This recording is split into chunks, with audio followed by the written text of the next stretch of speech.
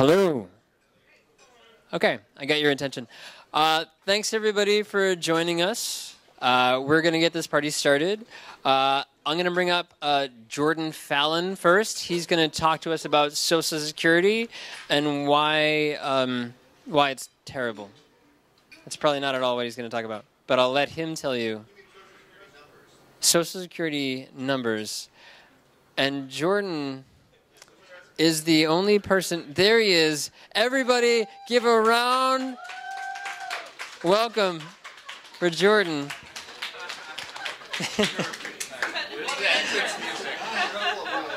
Yeah, the Rocky speech was... Okay, that's not on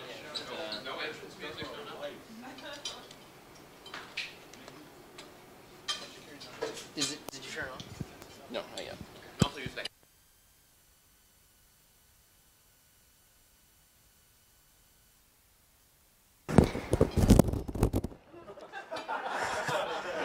Hello, can you hear me? Okay, how about if I don't bend my head down towards the mic? Is this still good? All right, cool. Are we on? Hey everyone, these are lightning talks. I missed it. Did you give an intro about lightning talks in general? Nope. Okay, a quick version. Is everyone familiar with lightning talks? What they are just quick 5 to 10 minute little talks on different subjects, a little bit less technical than a lot of the talks are here at Labs. And so if you like the format and you want to give one, hook up with Liam to give one next month and the month after that, because they're really cool and they're fun and they can be about whatever you want, such as Social Security numbers. So my talk came up a couple months ago because I was realizing I don't really know how they work in America, why they are how they are. So I just did some research and made a little talk out of it. Quick show of hands, does anyone know how like identification systems like this work in other countries? Like this is all specific to America, but are there any other ID systems? I know I was talking to a guy in my project who said in Ireland they've got like a 7-digit number with a letter at the end, but I kind of have no context on other countries. Does anyone have any other samples? Yeah? I have Social Security number in both China in China. So in both countries, they're associated with my birth date. Oh, okay. And it's usually a prefix number and plus like what's the opposite of prefix? Suffix? Suffix number and somehow Right. sandwich my birthday. Got it. So you've got some of your data encoded in that number. And then like in China, the digits can go like nearly 20%. Yeah, I think I looked that up. It's 18 or so in China. In India, it's 12.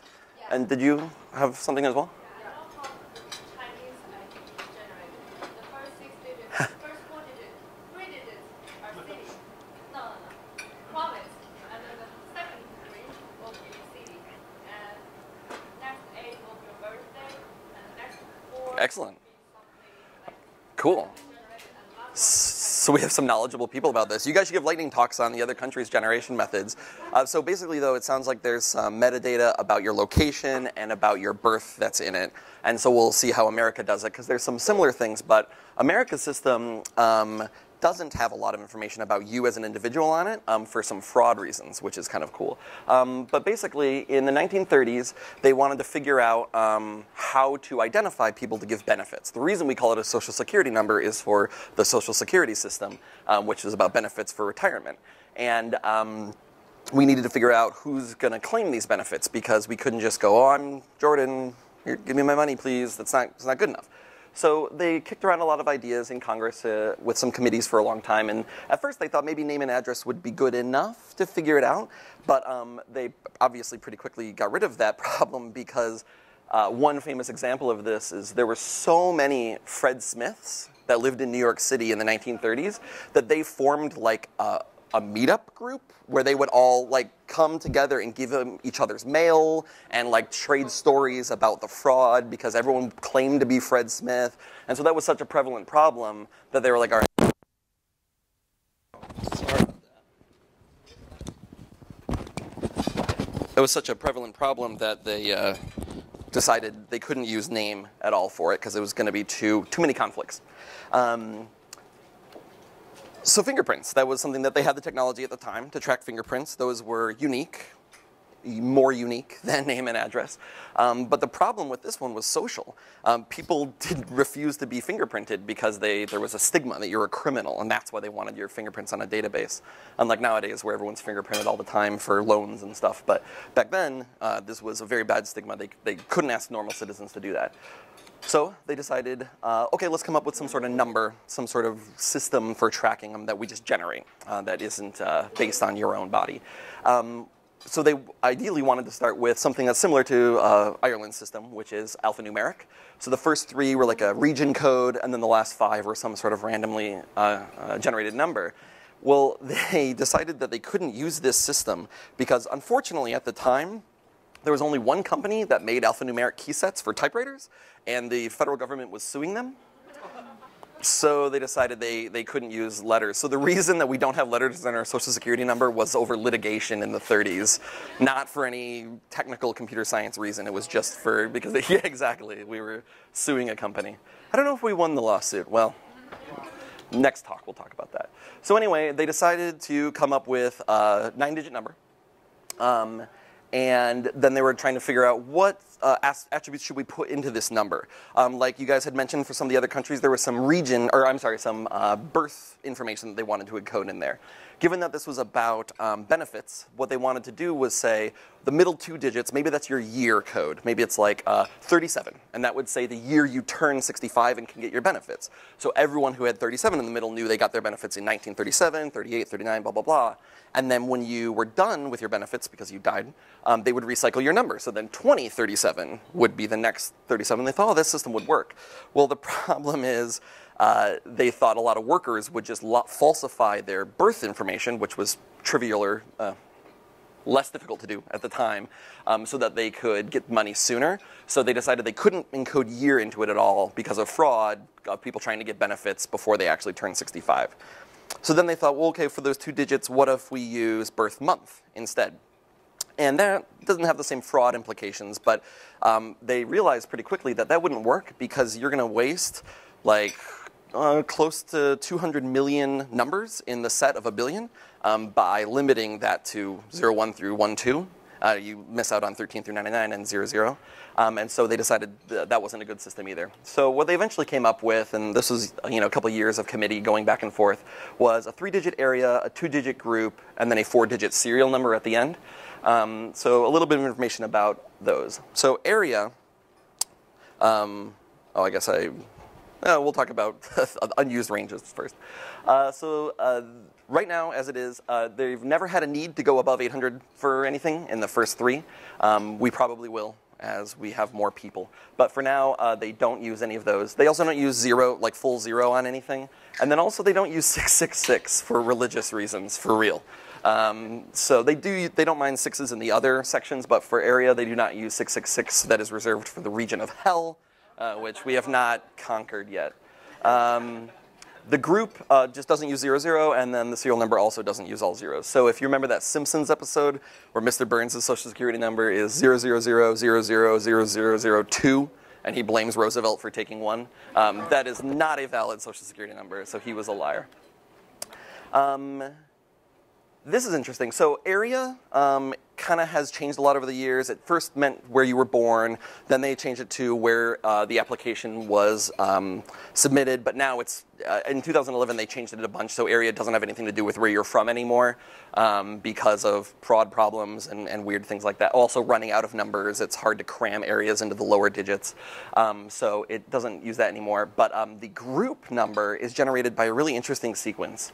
Instead of just going 0, 1, 2, 3, 4, it starts with the odd numbers between 1 and 9, then the even numbers 10 and 98, then the evens between 2 and 8, and then the odds between 11 and 99. So in order, it's 1, 3, 5, 7, 9, 10, 12, up to 98, back to 2 through 8. I don't know why. I couldn't figure out a reason why they sequence it this way. But if you're like 99, that's still the 99th order that it was generated in, but 3 is the, 54th number generated? I'm not sure why, but it's an interesting sequence for the group number. Other than that, group has no meaning, no real metadata. It's just generated in that order by your area. And then serial number just goes up, 1 to 1,000. And then that's about time for the lightning talk. So a couple less pieces of trivia about when the program was first started. The first guy who got it died at 61, so he didn't get any benefits from Social Security number, unfortunately. But that was the first number, so as you can see, it wasn't 1. It was 1 in the serial number, but for some reason it wasn't the first group, and his area was 055, so somewhere East Coast. Is it? Oh, sorry, it's 0001. That's my bad. The lowest Social Security number is, in fact, all 1s. And they were going to save it for the director who was running the program at the time, but he was a very stickler for the rules kind of guy, and he said, no, that's not my region. I can't have this one. So he gave it to the person who it should have been, so Grace Owen got it. The first person to ever get benefits from it only got 17 cents because he turned 65 like right after it was enacted. So it had accrued for like 1 day. The least legit number in the world, this is a great story. So this exact number, 078051120, has been used at this point probably 100,000 times. This is kind of old statistics. And the reason is because in the 70s, there was this wallet at some famous chain store that came with a fake Social Security card in it with that number. And the great part about it is people would use it for fraud, but it's a real number that the guy who made the wallet used his secretary's Social Security number like as a joke, like to screw with her, and then she got interviewed by the FBI, and all this fraud stuff followed her for years and years. So poor her.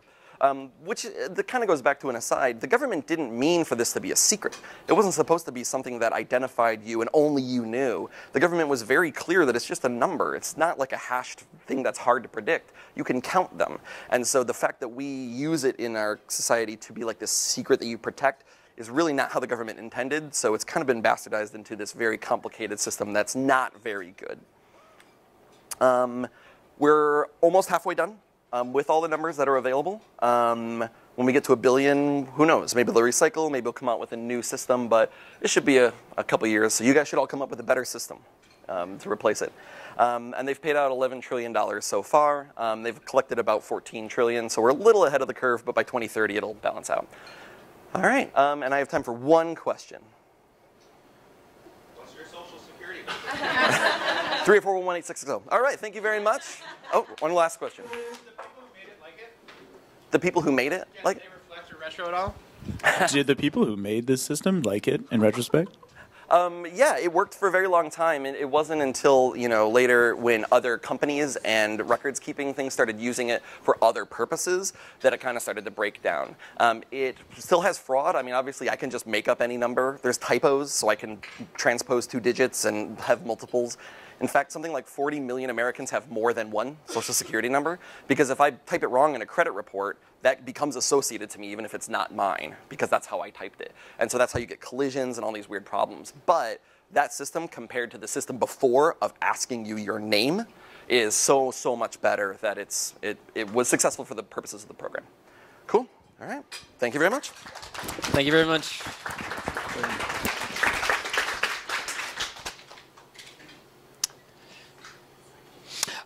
Next up, we have Amy.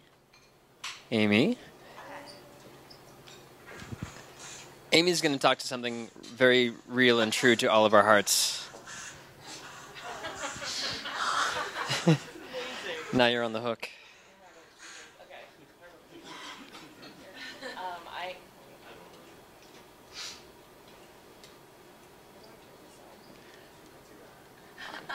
There you go. Can you hear me? Okay. I have a follow-up story to Jordan's talk. So my dad, this is amazing story, true.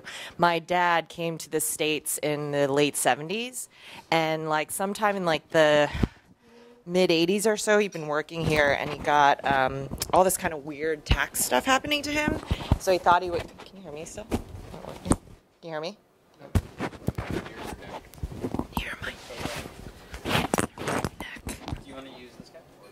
Yeah, maybe. I'll just use that.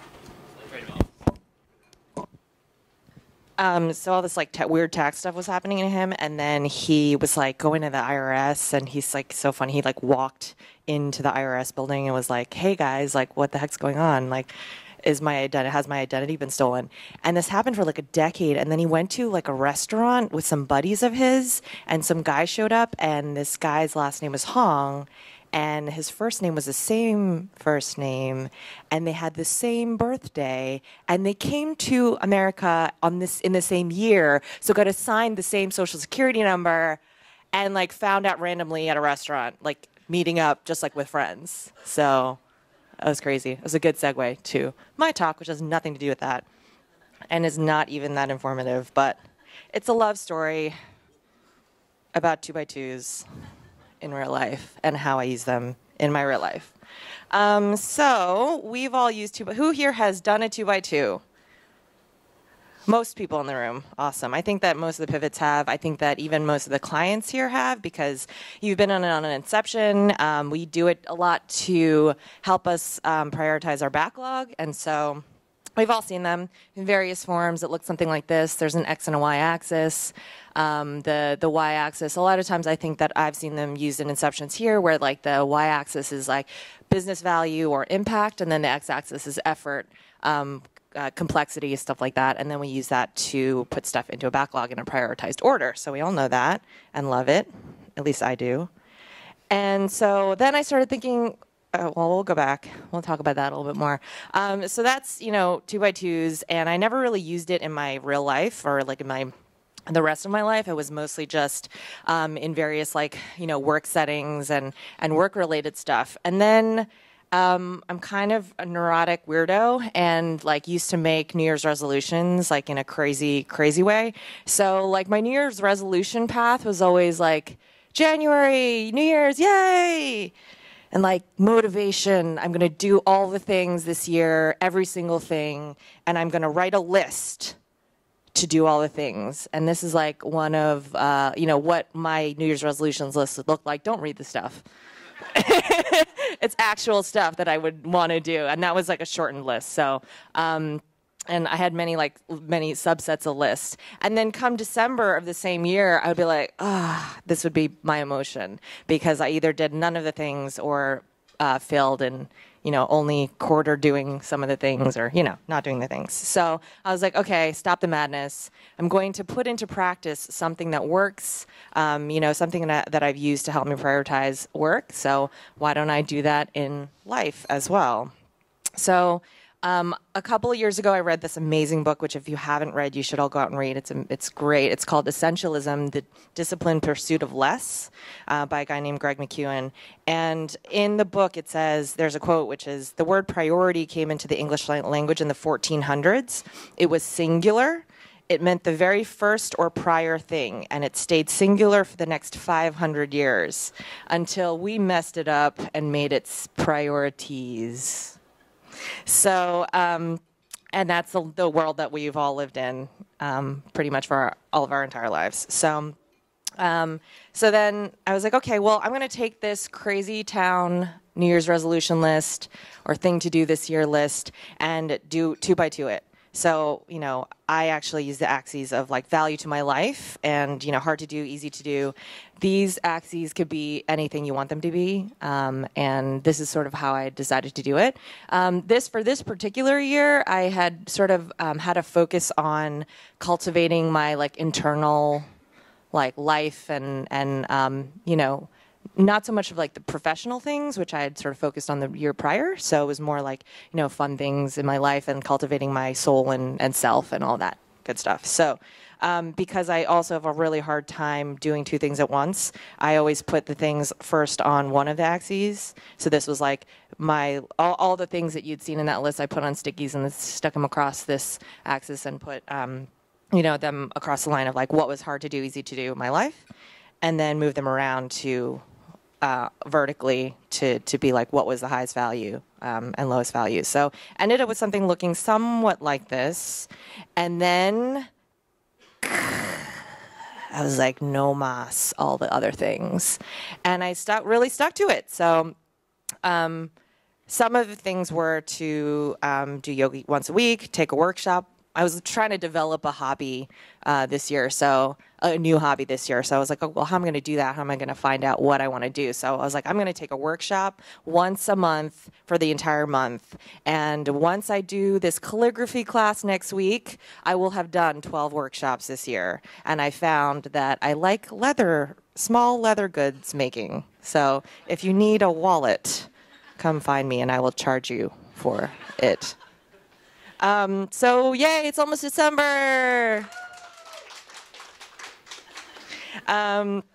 So I encourage you all to do this and use this for various things in your lives. It doesn't have to just be for work. And I'll leave you with one quote, again, from Essentialism. Instead of making choices reactively, the essentialist deliberately distinguishes the vital few from the trivial many, eliminates the non-essentials, and then removes obstacles so the essential things have a clear, smooth path. In other words, essentialism is a disciplined, systematic approach for determining where our highest point of contribution lies, then making execution of those things almost effortless. Thanks.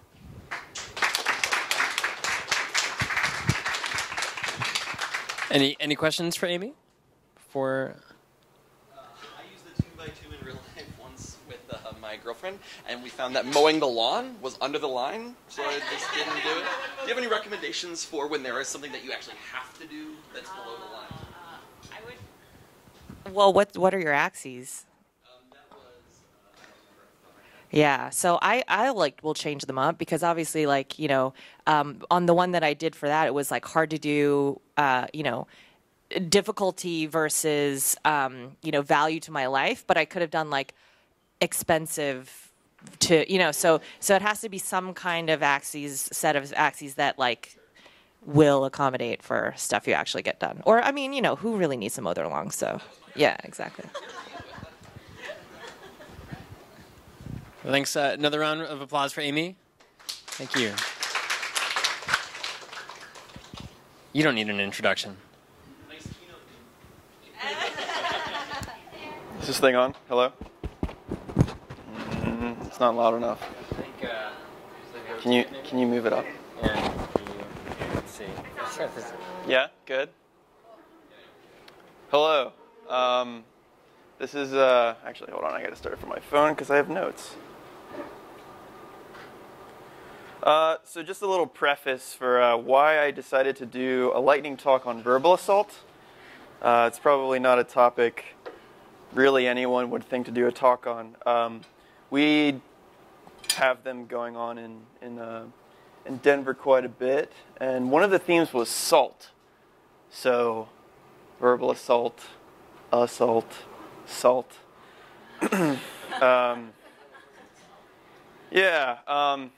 So I decided to do one on verbal assault. So specifically, this talk is going to address how to avoid getting salty. And let's just sort of dive right in. So what does it mean for one to be salty? Oh, come on. Oh, hold on. So if you ask the Oxford people, they would tell you it's an adjective that means tasting of, containing, or preserved with salt. And when used in a sentence, don't worry about the sea salt making it too salty. The skin protects the fish well against this. But this obviously isn't the definition that we're talking about. Maybe we should go over to Urban Dictionary, which it really just means pissed or upset. So when used in a sentence, she was salty because she lost the game. So yeah, in short, this is going to cover how to ever avoid getting salty. So there's tons of life scenarios. I mean, life is tough sometimes. Sometimes your roommate decides to run the blender at 11, and you're trying to go to bed before midnight because you have to get up work in the morning, and he doesn't have a job. Sometimes you're just sad because you haven't seen the sun in a couple days. Sometimes someone just doesn't meet you halfway. In short, that's what this is going to cover. So let's dive right in. How do we deal with being salty? So here are some proposed solutions. So the first one, move. And I have immediately or permanently. Let's go through immediately. So whenever confronted with an issue in which we might become salty, simple solution might just be walking away. Sometimes running away is the answer.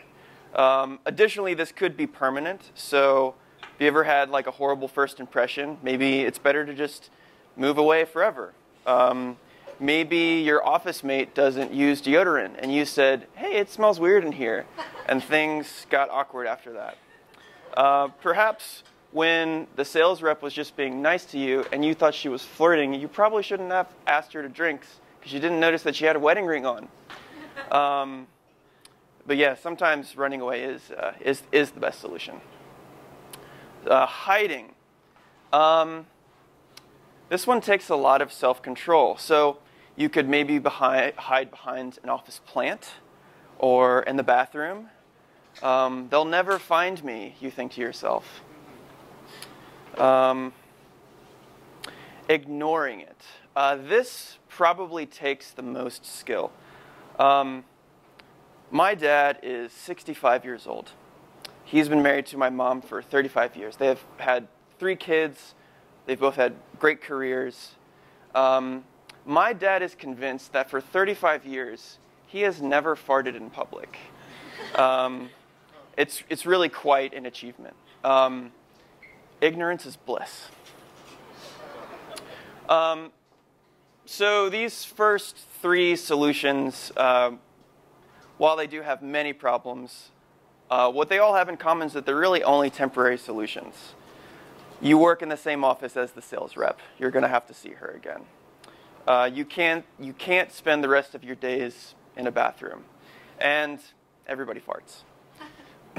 So the only bullet point left is apathy, an apathetic lifestyle. So it requires a large upfront investment, but there's a huge payout down the road. So let's dive into this. Now I've sort of outlined here how to be apathetic. I have care less, be detached, and know thyself. Let's first get on the same page for what is apathy. So again, I'm going to Oxford. A quantitative reduction in goal-directed behavior. Now, I find it ironic that the definition is so thorough for such a word. So when used in a sentence, after his breakup, Michael displayed much apathy towards his physical appearance and gained 40 pounds. I mean, it was more like 20, but... So now that we sort of have this definition of like what is apathy, let's talk about how to care less. So honestly, the best way to do this is really just to practice. So here I just have some practice recommendations. Let's go through them. When people ask you for help, don't. When people express emotions like, hey, Michael, I love you, respond with, okay. When people try to engage you, hey, man, like, I really like your shirt. Like, that's one of my favorite bands. Just respond with, like, okay, I'm bored. There's really not a whole lot to it. Let's talk about how to be detached. In short, you just need to limit your interactions with everyone and be selfish. So don't talk with anyone. Don't think about anyone except yourself. Don't look at anyone. I put it on here twice because it's twice as important. Don't talk with anyone. And pretty much just be selfish every day of the year. Know thyself. This one is probably a little deep for a lightning talk, but basically, in order to achieve an apathetic lifestyle, you really have to understand, well, how do I myself think? And just think the opposite. So you need to understand like how your thoughts like come to you, and then do the opposite. So from here, I found it important to actually have something of substance. So I took a quote from the Book of Mormon, not the Gospel of Joseph Smith, but the musical. But I really think it applies to this lifestyle. So I'm just going to read this aloud. When you start to get confused because of thoughts in your head, don't feel those feelings. Hold them in instead. So really, all this takes is practice. Given enough practice, you will be able to suppress those feelings and be more apathetic. In conclusion, when confronted with like a salty-prone situation, you will be able to remain objective. Now, this sort of lifestyle has like tons of applications outside of just like a verbal tiff with someone at a bar or maybe at work. Let's talk about dating. Sometimes being head over heels for someone can be a bit overwhelming for the significant other. Sometimes remaining dark and mysterious can be quite advantageous. In your professional career, apathy can imply intelligence and wisdom. The person who is less reactive and more responsive can really be a sage on a team. Talk about sports. With lower expectations, you'll never be disappointed. Additionally, when making bets, it's better to be apathetic towards both teams, because then you'll be more objective and actually making a decision of, I think this team's going to win. And again, all of this really takes practice. So I have here a study a translational study of apathy and ecological approach. And like studies are actually showing that people who are more apathetic have lowered risk of heart disease. So I don't know what you're going to take from this talk. I don't even know that you should take any of this with you forward. But yeah, I would just like to say that this was a joke. This isn't like a real. This isn't my real opinion. So yeah, in short, he or she who cares the least wins. Are there any questions? Tell us a time where you cared the least. And won. Yeah, sure. There were these two people in this class that I took, and every class they would sit in the front, or no, they would sit in the center, and they would always raise their hands and ask, and the teacher was never allowed to get into a flow. I don't know, teachers have a rhythm. They come in, they have an hour to teach us something in college, and I just got so frustrated because it's just let the man speak. Quit asking him questions every 5 minutes because they were more flexing than they were actually engaging him in any sort of discourse. So one day I sat right behind them, and their hand shot up, and I was just like, "Hey, excuse me, can you put your hand down?" So. Do you believe that apathy is applicable to the pivotal process? I'm not going to get into that. That's an after hours question. Do you think that extreme sarcasm is a manifestation of apathy? Absolutely. Absolutely. Any others? Cool. Thanks, guys. All right, thanks so much. Thanks so much, Adam. All right. Thanks, Pace. Next, we have another Michael of sorts. But we're going to actually... And where did he go? There he is. We're going to drag your attention. If everybody wants to shift their focus over to this whiteboard. I need a marker. Oh.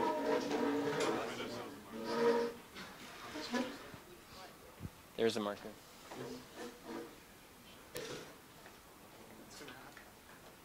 There you go. It's off at the moment. Thank you, Hetty.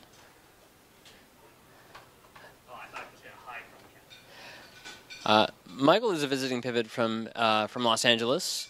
He likes summering in LA and wintering in Boston. If anybody has any recommendations on how to stay warm, other than moving back, because that's a terrible idea, please talk to Michael and help him out. That works. Is this on? Cool. Yes.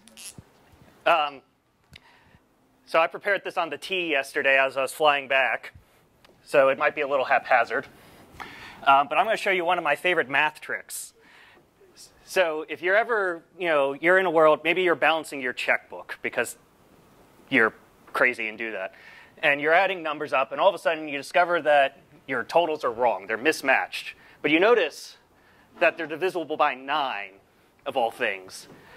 What that probably means, and let's walk through an example. So I'll just say I've got 31, 24, And let's, I'll add those up, and that should be, oh, well, that's a dumb number. That's fine. 55. Now, let's say, because I'm quickly, going around. Oh, thank you. I hope no one needed this. Oh, well. Let's say I accidentally said something silly where I transpose. I'm writing quickly. I put in 1-3 instead of 3-1. I'm going to add that together. And now I end up with 37. Very different. But if I take the difference between the two,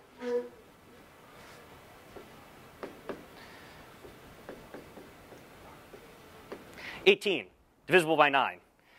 And it's this really neat trick that you can use to prove that maybe you aren't totally out of balance. Now, there's a proof that goes with it. And the concept goes, if I have a number that's defined as 10t plus u, that forms t is for tens, u for units. That would be like t in this case would be like 3 and 1 here. And so I have something like that. And all of a sudden I switch those. It's now, crap, let's see if I can remember how to do this quick. I swear I'm smart. So let's say I transpose them, but I left my other thing defined. I have, like 10. We'll go back to my staples x and y.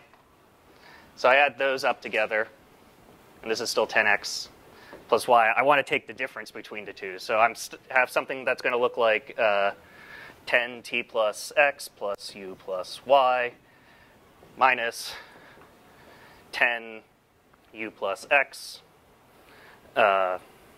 minus t minus y.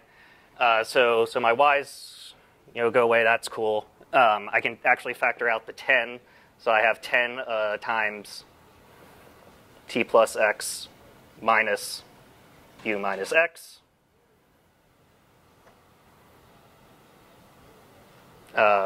plus u minus t. X's go away. 10t minus u plus u minus t. I can refactor that. Refactor, like how I got that word in there. Have I mentioned I like to talk to amuse myself? So now I'm stuck with 10t minus u, and if I simplify that one more time, I'm now down to 9 times t minus u. So this proves that every time you go through, you'll always be off by 9. And I don't know, I just think it's really, really cool. So. But Michael.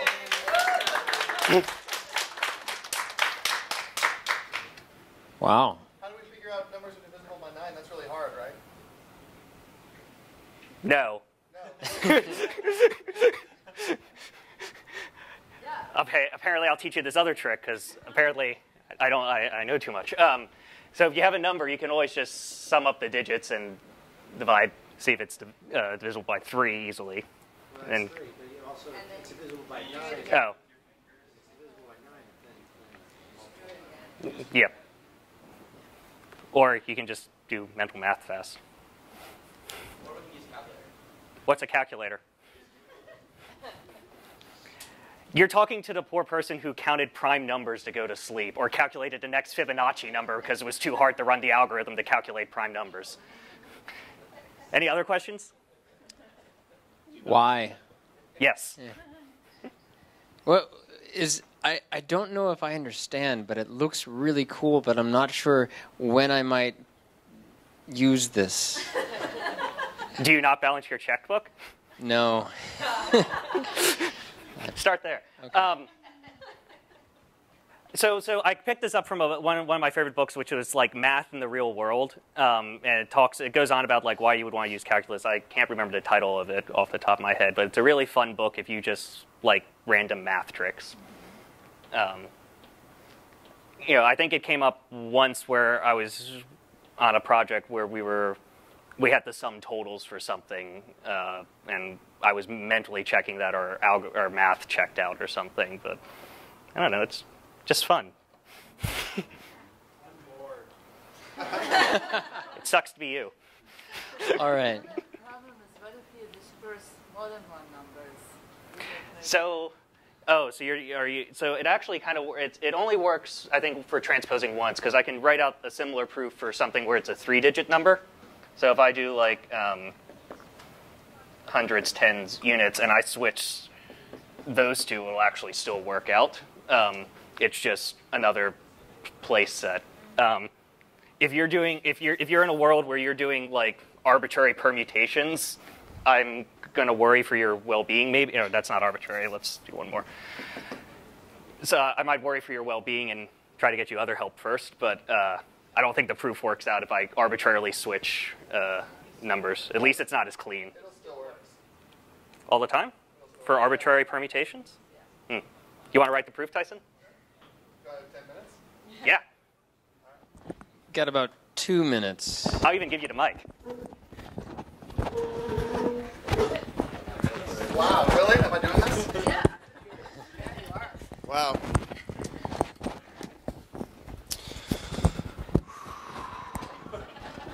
All right. This isn't on yet. The mic's the hardest part. Oh, man. All right. So underpinning this entire proof is the fact that numbers are divisible by 9 if the sum total of their digits are divisible by 9. So the number 2, 3, 4 is divisible by 9 because these numbers add up to 9. The number 2, 3, 4, 9, 9, 9, 9, 2, 3, 4, also divisible by 9 because its digits add up to 9.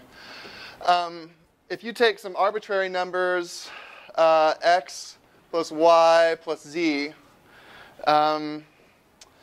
then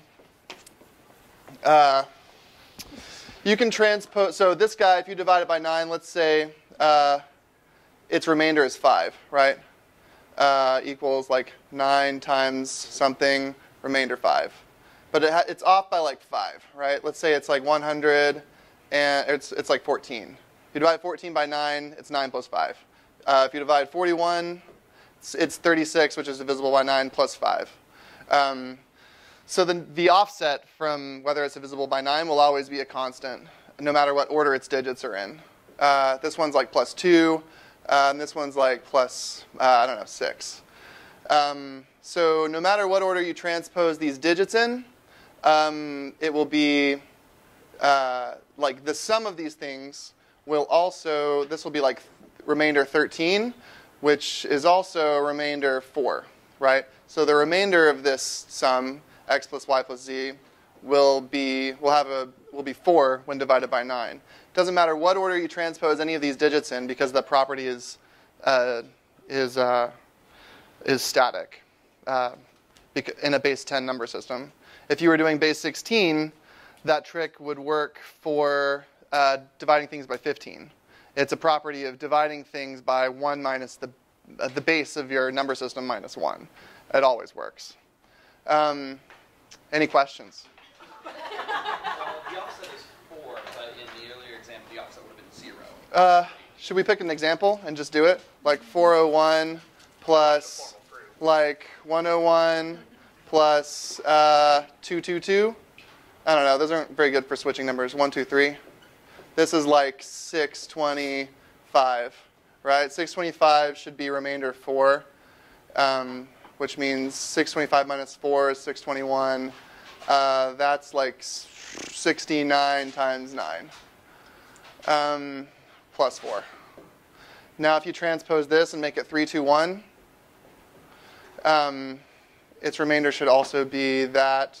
So 823 minus 4 is 819, and that's 91 times 9 plus 4. Yeah. Any questions about that? Did that answer a question? Maybe it didn't. All right. Congratulations. We should do a series on dividing numbers in your head. That could be fun. All right. I, for one, am amazed by the both of you. So thank you, Tyson, and thank you, Michael. So that's all the time that we have for speakers today. We want to give you a few minutes back at the at the end of your lunch break to decompress after the math on the board.